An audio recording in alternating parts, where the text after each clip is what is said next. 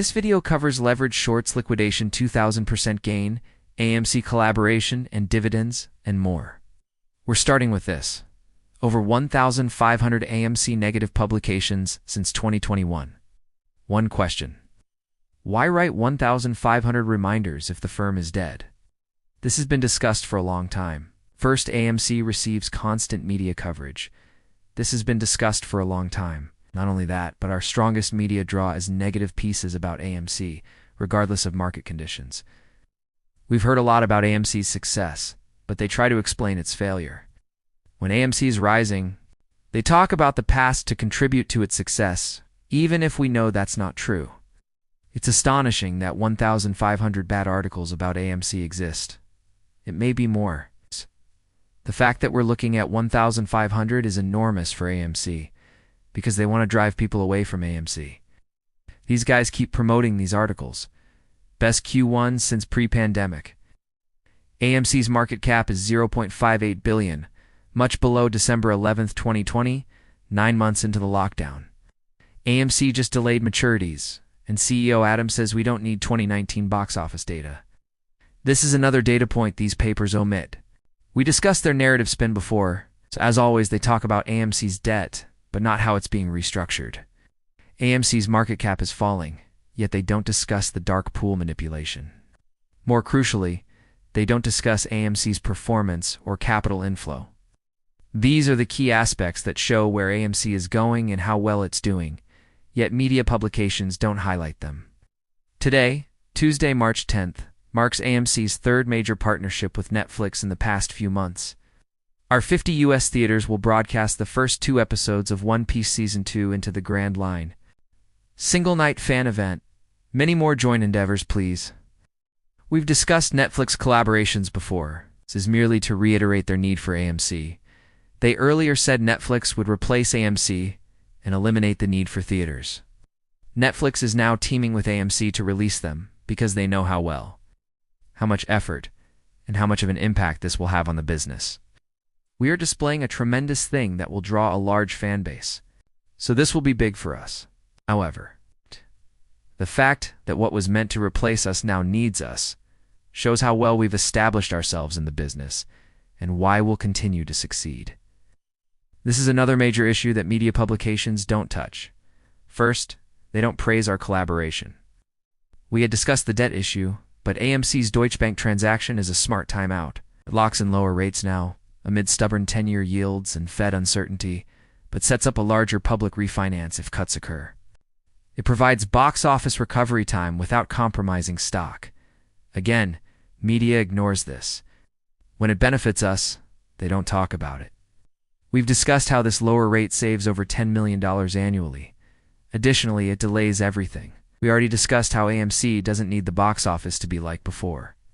However, the fact that the box office is rising and we are getting more efficient is the icing on top that puts AMC in the position we want. AMC's battle isn't on the buyer-seller chart. It's behind firms' refinancing initiatives and short sellers' liquidity borrowing. The AMC has nothing to worry about until 2031. Situations vary for over-leveraged funds. This is one of the most important aspects to consider because we've seen how AMC will continue in the coming years. I think AMC can last another 10 years. Don't see the theatrical industry dying. However, short sellers are facing continuing fees that will only increase. As indicated, short sellers must pay financing for AMC shorts on their current short positions. According to the statistics provided, the cost to borrow is a little amount, but this is a small percentage for a large number of shares. Remember how long they have to pay, even if they can accomplish it. Consider how long we've existed. AMC can at least reach 2031. This means short sellers must incur these costs for another 5 years, but these costs will rise. First, the borrow charge will fluctuate. Second, they pay financing costs daily and spend more on synthetics. Synthetics? Creating synthetics costs more. They must spend more money to maintain these synthetic positions after creating them. You can see how that will make them grow. We're talking about the snowball effect. We expect these over-leveraged funds to be liquidated. If you bought AMC stock today and it improved fundamentally and reached $20 a share, you would have a 2,000% gain without a squeeze. This is why I think AMC is a wonderful opportunity and why major institutions are investing in it. Even without a squeeze, AMC's potential for development and ability to perform well suggest a 2,000% rise. These feats are easily achievable with AMC. We discussed box office. We discussed their actions. Discussed cooperation. We even discussed prospective merger acquisitions. In addition, they've invested in corporate growth. All of this shows how AMC has immense potential and why institutions keep buying into it. In March 2026, 530 million float traded at $1.10. June 2021, 501 million float trading at 72.2. You see this? Very significant data. Box office up 30%. Liabilities down $3 billion. Why am I saying this? AMC issued dividends in 2019 with 90% fewer premium large format screens, 30% fewer recliner-filled cinemas, no chocolate, retail, or grocery store popcorn business, and no dedicated shareholders. Only 700 million more debt and 850 to 900 theatrical releases are missing from AMC's 2019 numbers. When we consider a dividend, we expect it to rise. AMC has stated that premium large format screens provide the highest revenue. It seems to be doing well. We now have more premium large format screens. That will improve our fundamental position. With all this, we must realize AMC is getting closer. We've discussed how dividends will force short sellers to margin calls and liquidations. Price action for 10 million AMC shares is seen here. Do you recall when 10 million shares exchanged caused a $7 $10 swing? As mentioned, additional synthetics inhibit AMC mobility. When you look at all the AMC tokens and how more synthetics are created every day, week, and month, it's going to get harder for AMC to move because they've spent billions to keep it still. This is why we know AMC will have a huge movement when it squeezes.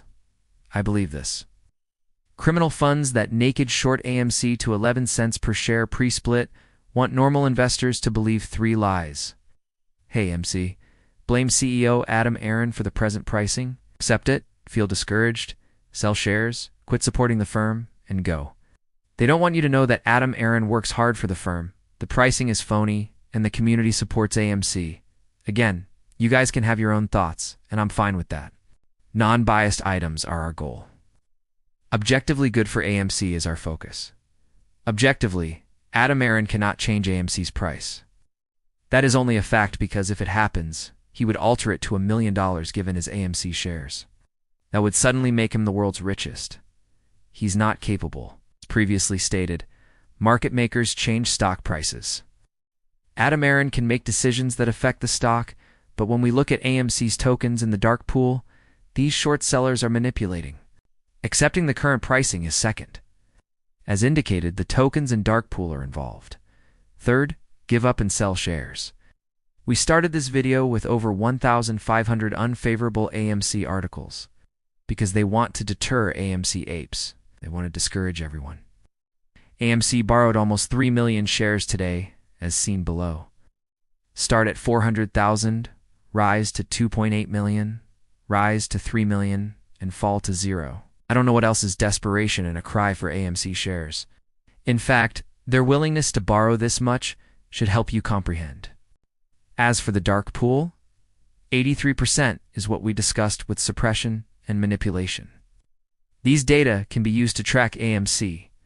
The AMC Roaring Kitty partnership is another possible big item. Returning to a tweet he mentioned, in his tweet he posted an image with 109 420ths timing.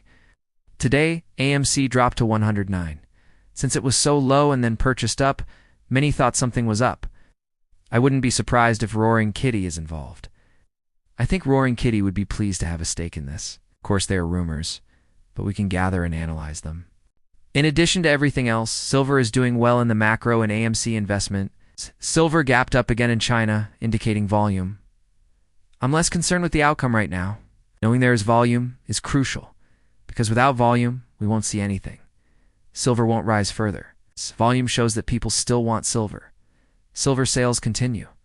The fact that the SLV share borrow charge reduces to 0.35% and there are 10 million SLV shares suggests that short sellers may stop shorting silver.